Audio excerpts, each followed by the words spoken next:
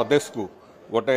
पाखापाखि 2600 kilometre रास्ता access control रास्ता जो थे कि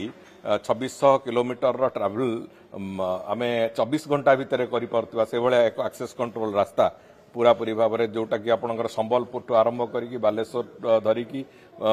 गंजाम जयपुर पर्यंत पूरापूरी गोटे बड़ ग्रांड रिंग रोड एवं आउ गोटे ओडिशार स्पाइन आम करने चाहूँ जोटा कि मोटू मालकानगिरी मोटू मयूरभंज तिरिंग को जोड़ एवं एबे केउझर आ बड़बिल अंचल जो माइनिंग अंचल अच्छी सेठी भी गोटे रिंग रोड